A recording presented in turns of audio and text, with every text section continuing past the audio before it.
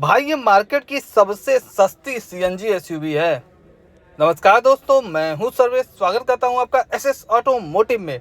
आपके सामने खड़ी है टाटा पंच प्योर 2024, वो भी सीएनजी वेरिएंट में। इसी का ही आज रिव्यू किया जाएगा। Exterior interior features, on road pricing के साथ ये भी बताऊंगा भाई कंपटीशन में कैसे ये बेहतर है, प्लस कंपटीशन में कहां पे स्टैंड करती है और क्या चीजें और भी ज्यादा बेहतर इसमें मिलने चाहिए। सबसे पहले बात करना इस गाड़ी की कॉम्पिटिटर की, तो दो ही इसके सबसे बड़े कॉम्पिटिटर हैं। वो है यार फ्रॉन्क्स और दूसरी है एक्स्टर। ये दोनों ही काफ़ी तगड़े वाले कॉम्पिटिटर हैं। फिलहाल मैग्नाइट या फिर काइगर को इसमें ना जोड़े तो ज़्यादा आपके लिए बेहतर होगा, क्योंकि उनका इंजन भी बहुत ज़्यादा स्ट्रॉन्ग नहीं है, प्लस उसमें कोई भी सीएनजी वेरिएंट आता ही नहीं है। अब बात कर लेते हैं इस गाड़ी में क्या चीज़ सबसे ज़्यादा बेहतर मिलता है जो कॉम्पिटिशन में कोई ऑफर ही नहीं करता है। सबसे पहली चीज़ मैं बता दूँ कि इस गाड़ी की प्राइसिंग, भाई ये कंपटीशन से तकरीबन 1 से सवा लाख रुपए सस्ती आपको देखने को मिल जाती है। बेस मॉडल की मैं बात कर रहा हूँ, कॉम्पिटिटर के बेस मॉडल से तुलना करें तो 1 से सवा लाख रुपए ये गाड़ी आपको सस्ती पड़ जाती है। साथ ही में यार इसमें कुछ ऐसे फीचर्स भी मिल जाते हैं, जैसे अगर बात करो ना तो इस गाड़ी की हैंडलिंग काफ़ी ज़्यादा अच्छी मिल जाती है, जो कॉम्पिटिशन में दोनों ही गाड़ियों से बेहतर हैंडलिंग इसमें आपको देखने को मिल जाती है।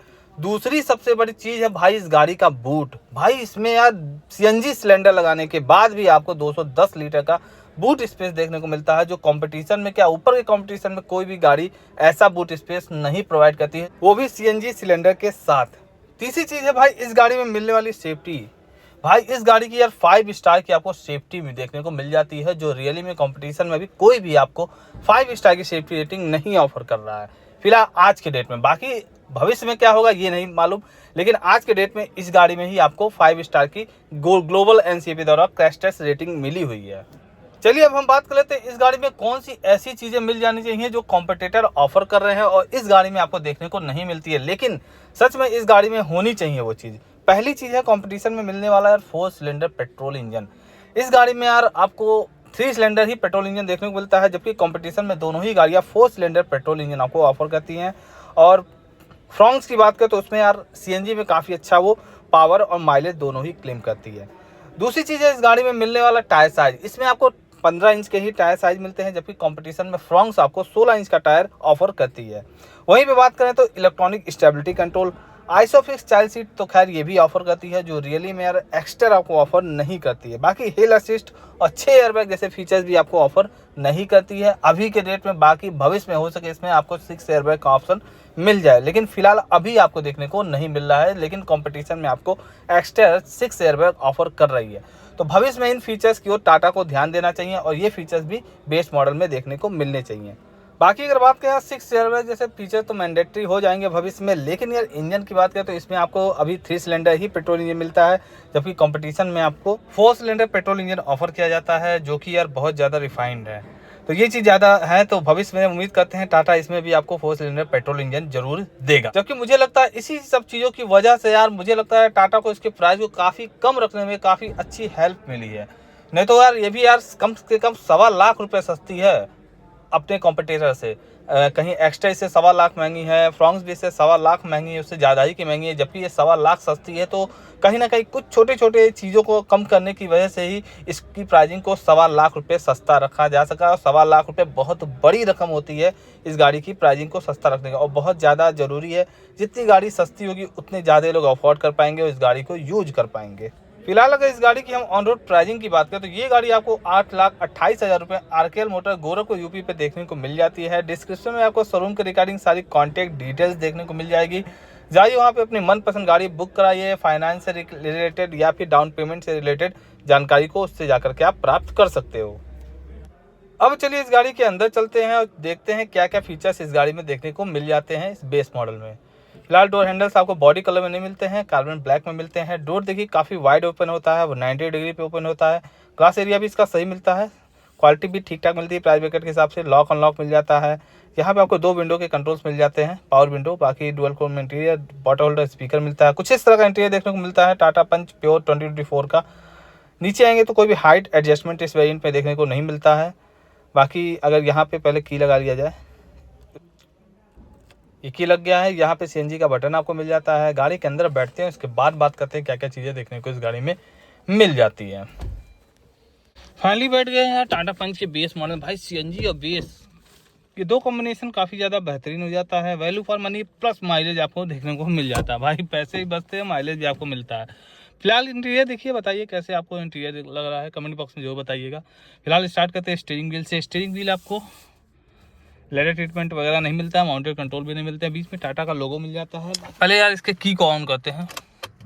देखो आपको नॉर्मल जैसे आपको टियागो वगैरह मिलता है वो आपको इंस्ट्रूमेंट कस्टम मिलता है, डिजिटल मिलता है। तो ये चीज़ बहुत अच्छी लगती है कि टाटा बेस मॉडल से अपने गाड़ियों में डिजिटल इंस्ट्रूमेंट कस्टम देता है। बाकी यहाँ पे आप फुल इन्फॉर्मेशन ले सकते हो, कोई दिक्कत नहीं है। हर एक चीज़ ट्रिप वगैरह आप यहाँ से आप देख सकते हो, एवरेज माइलेज, ओडी, ट्रिप, जिस टाइप का इन्फॉर्मेशन लेना है फुल इन्फॉर्मेशन ये देता है। इंजन हीटिंग, सीएनजी, यहाँ पे आपको सीएनजी का मिल जाता है, यहाँ पे आपको पेट्रोल का मिल जाता है। ये चीज़ बहुत अच्छा है। बेस मॉडल है तो भाई जाहिर सी बात है कोई भी आपको इंफोटेनमेंट सिस्टम देखने को नहीं मिलेगा। एसी वेंट्स मिल जाता है, हजार का कंट्रोल यहाँ मिल जाता है। बाकी ये नॉर्मल आपको मैनुअल वाला एसी मिल जाता है जो कि ठीक है अपने हिसाब से। बाकी यहाँ पे फ़ोन वगैरह आप रख सकते हो। बाकी यहाँ पे गियर लीवर्स मिल जाता है, हैंड ब्रेक मिल जाता है, यहाँ पे एक 12 वोल्ट का सॉकेट मिल जाता है जो बड़े काम का है भाई। बाकी सीट की क्वालिटी ठीक है, फैब्रिक में ही मिलती है आपको। बाकी अगर बात करें, ग्लव बॉक्स आपको बड़ी साइज़ का मिलता है। टाटा की हर गाड़ी में यही चीज़ सबसे अच्छा मिलता है कि भाई ग्लव बॉक्स से कोई कंप्रोमाइज़ कंपनी नहीं करती है। बाकी इंटीरियर वगैरह कमेंट बॉक्स में जरूर बताइएगा आपको कैसा लग रहा है। मुझे तो फिलहाल ठीक ही लग रहा है, कोई दिक्कत नहीं है, प्राइस ब्रैकेट के हिसाब से सही मिल रहा है आपको। बाकी यहाँ पे आओगे तो वेटिब्रेट तो देखने को नहीं मिलता है। IRBS आपको नॉर्मल मिलता है, रीडिंग लैंप आपको देखने को मिल जाती है। बाकी यहाँ पे भी कोई वैनिटी मिरर आपको देखने को नहीं मिलता है। थाई सपोर्ट वगैरह ठीक मिलता है, कोई दिक्कत नहीं है। बाकी आपको हेडरेस्ट चेक करा देते हैं, हेडरेस्ट कैसे मिल रहा है, हेडरूम भी ठीक मिल रहा है, कोई दिक्कत आपको नहीं है। बाकी अगर बात करें तो इंटीरियर वगैरह सही मिलता है। बाकी कमेंट बॉक्स में जो बताइएगा आपको इंटीरियर कैसा लगा इसका। बाकी गाड़ी से उतरते हैं और पीछे चल के देखते हैं क्या क्या चीज़ें देखने को मिल रही हैं।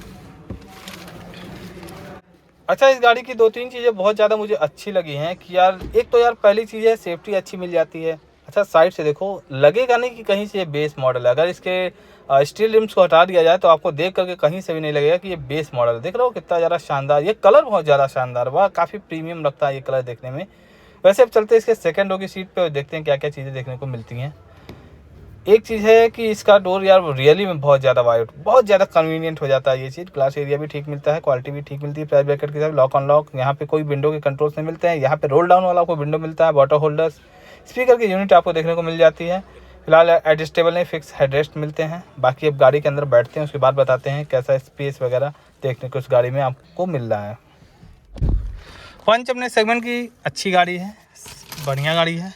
लेग रूम देखिए, देख रहे हैं, तो ये चीज़ बहुत अच्छा है। थाई सपोर्ट बहुत अच्छा है, कुशनिंग है सीट की, तो ये चीज़ बहुत अच्छा मिलता है। बाकी यार हेडरेस्ट आपको फिक्स ही मिलता है, कोई दिक्कत। बाकी ग्रैब हैंडल्स वगैरह यहाँ पे आपको दोनों ओर मिल जाते हैं। हेडरेस्ट आपको चेक कराते हैं कैसा है, फिक्स हेडरेस्ट, तो ठीक है, बहुत और भी अच्छा हो सकता था हेडरेस्ट। फिलहाल यार हेडरूम बहुत अच्छा आपको मिलता है, ये चीज़ सही है। बाकी यार सेंट्रल कंसोल में जाओगे तो देखो, सेंट्रल कंसोल में कुछ भी नहीं मिलता है। बेस मॉडल है तो क्या उम्मीद करेंगे। बाकी इंटीरियर आप देख सकते हो टाटा। चलिए आइए अब उतरते हैं और भी चीज़ें चल के देखते हैं क्या क्या चीज़ें। बूट देखते हैं और इसका सीएनजी सिलेंडर देखते हैं। कुशनिंग के मामले में टाटा के यार सीटों का जवाब नहीं, गजब की कुशनिंग आपको इसके सीट पे देखने को मिल जाती है। रियर से भी गाड़ी काफ़ी ज़्यादा अच्छी लगती है। मतलब ये है कि एलईडी का यूज़ नहीं किया है इसके टेल लैंप वगैरह में, लेकिन जो भी है, जो भी प्रोफाइल वगैरह है देखने में बहुत ज़्यादा अच्छी लगती है।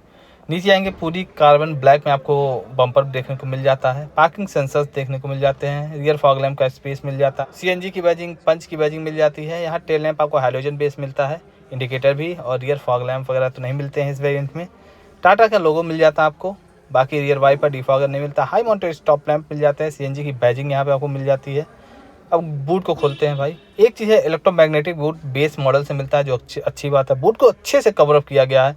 बाकी पार्सल ट्रे नहीं मिलता है, लेकिन 210 लीटर का आपको बूट स्पेस मिलता है। यहाँ पे आपको सीएनजी सिलेंडर मिल जाता है, 11 kg का अप्रॉक्स आपको मिल जाता है, जो कि यार देखा जाए कंपटीशन के ही बराबर का है। आपको कहीं से भी ये ना सोचिएगा ट्विन सिलेंडर है तो कम मिलता है, लेकिन पीछे ये चीज़ बहुत ज़्यादा मुझे अच्छी लगी है कि स्पेस, बूट स्पेस के मामले में जो इसकी सबसे बड़ी परेशानी थी, टाटा ने दूर कर दी। यही चीज़ है भाई, कंपनी अगर अपना दिमाग लगाए ना तो कुछ भी कर सकती है। फिलहाल डायमेंशनली अगर बात करें तो लेंथ मिल जाती है 3827 mm की, विथ मिलती है 1742 mm की, विथ हाइट मिलती है 1615 mm की। व्हील बेस की बात करें 2425 mm की व्हील बेस मिलती है। 40 लीटर की फील्डिंग कैपेसिटी भी मिल जाती है आपको इसमें।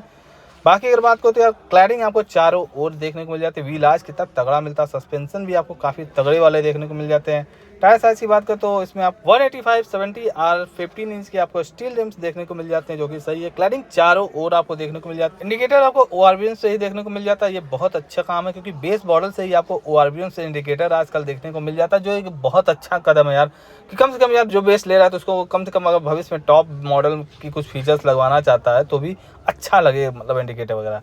फिलहाल फ्रंट की प्रोफाइल देखो कितनी ज़्यादा शानदार लगती है। बेस मॉडल है, उसके बावजूद इसमें देखने में कहीं से भी आपको फीलिंग नहीं आएगा कि यार कहीं से भी ये बेस मॉडल है फ्रंट प्रोफाइल से, अगर इसमें आप DRS लगा दे तो। फ्रंट की अगर बात करें तो नीचे आपको कार्बन ब्लैक में पूरा बम्पर देखने को मिल जाता है। फॉग लैंप नहीं मिलती है इसमें, आपको ग्रिल वगैरह सही मिलता है। हाइलोजन हेडलैम्प पे आपको देखने को मिलता है। हाइलोजन में DRS मिलते हैं और इंडिकेटर भी आपको हाइलोजन में ही देखने को मिल जाता है। बाकी यहाँ पे पियानो ब्लैक फिनिश का ग्रिल पे यूज़ किया गया है, जो देखने में काफ़ी ज़्यादा शानदार लगता है। भविष्य में यार जल्द ही आपको नई वाली पंच देखने को मिलने वाली है, उम्मीद करते हैं जल्द से जल्द आ जाए और इसका रिव्यू किया जाए। फिलहाल अगर इसके इंजन ऑप्शन की बात करें तो इसमें आपको 1.2 लीटर का natural aspirated 3 cylinder petrol engine देखने को मिलता है, जो 86 PS की पावर देता है 115 न्यूटन टॉर्क के साथ। ये तो पेट्रोल में हो गया। CNG में बात करें तो यही आपको 72 PS की पावर देता है यही इंजन, और 103 Nm का टॉर्क देता है। माइलेज की बात करें तो अप्रॉक्स आपको इसमें कंपनी क्लेम करती है 26.9 kmpl का, जो यार CNG के हिसाब से काफ़ी ज़्यादा सही है।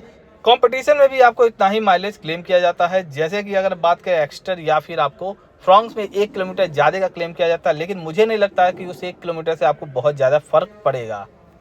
अब जल्द ही टाटा पंच का नया यार फेसलिफ्ट आने वाला है, उसमें यार देखते हैं टाटा बेस मॉडल में कौन कौन से फीचर्स इंट्रोड्यूस करता है। उम्मीद करते हैं जो फीचर्स इससे कॉम्पिटिटर देते हैं उससे ज़्यादा ही फीचर्स टाटा अब इंट्रोड्यूस करेगा अपने बेस मॉडल में। तो दोस्तों ये रहा टाटा पंच प्योर 2024 CNG वेरिएंट का रिव्यू। अगर आपको वीडियो पसंद आया तो चैनल को सब्सक्राइब कीजिएगा। अगर ये वीडियो आप फेसबुक देख रहे हैं तो पेज को फॉलो जरूर कीजिएगा। आपका दिन शुभ रहे, धन्यवाद।